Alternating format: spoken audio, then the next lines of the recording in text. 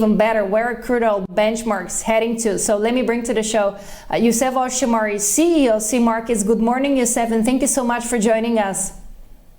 Hello, Alexander. Good afternoon. I'm very pleased to join you. Very pleased to have you on the show as always. So once again, the crude oil price is set for weekly gains, even despite the fact that yesterday we saw a different scenario. Where are we heading to in terms of prices? We have seen over the past, let's say, a week or so, there's been a significant rally in the prices. In fact, prices of Brent hit something reached above $86. And that has been the highest since, in fact, over the past 3 years. Certainly, the gas crisis here has led to that significant rise because there is a shift in demand to withdrawing oil for power generation. And as we can see here, the US and the OECD stocks and the oil stocks are actually below the 5 years average. OPEC Plus continues to follow a cautious policy in terms of ramping up their production, and I believe as long as the gas crisis continues to weigh its impact on the markets, crude oil prices can continue to escalate. And perhaps although over the past couple of days they are below the $85 for Brent, but I still believe that that they haven't reached their highest point yet for 2021. Here there is the one thing that we have to point out, which is we have seen a speech from President Biden on CNN just yesterday, and he also believes that the highest prices of gasoline might continue to rise. And there's one issue here is that there is a focus on OPEC Plus and perhaps Saudi Arabia policy in terms of the production. But if we look at the figures, the OPEC has been pumping something like 27.5 million barrels in February 2020, and now in October, OPEC is pumping something like 27.3 million barrels a day. But look at the U.S. oil production. The U.S. oil production has been the largest contributor of the rise in the prices that we are seeing.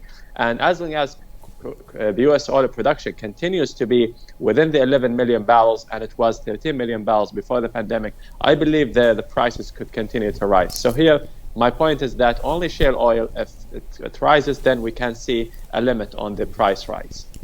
We're going to be back on OPEC, that's for sure, because it's a pretty interesting topic. I was wondering, what's your forecast for the final fourth quarter of 2021 in terms of prices and demand and supply dynamics?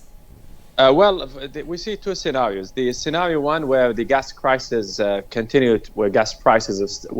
to be above $5.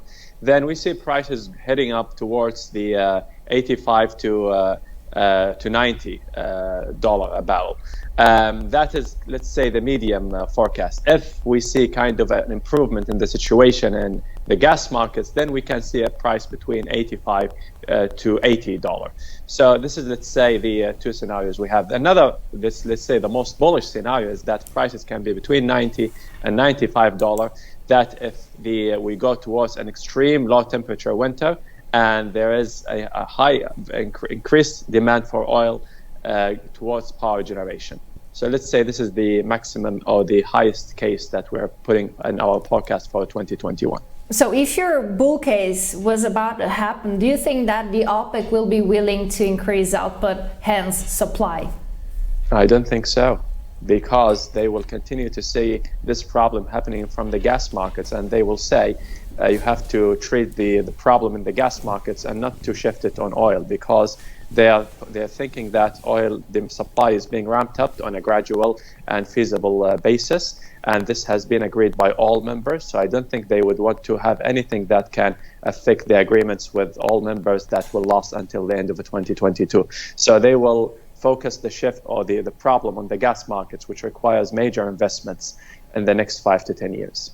And in regards to the gas prices and the energy crunch related to the gas prices and of course supply dynamics, do you think that this crisis that we are witnessing in Europe is going to spread all over the world? Or do you think that it's going to be just, how can I say, this region's problem? Here it's Europe and China, really. Yeah, that's for sure. China, of course. Yes. Yes. I think it will have a kind of an indirect effect because a situation in Europe leads to an increase in gas prices that will have an indirect impact on the whole world economy because you have a rising energy prices and that will affect the world economic growth as a result. So I think it will have a knock-on effects, economic effects on the whole world, even if countries have enough energy supplies, because that will impact on the inflation. Always great to catch up with you. Youssef Al-Shamari, CEO of Sea Markets. Have a great weekend and talk to you very soon. My pleasure. Thanks.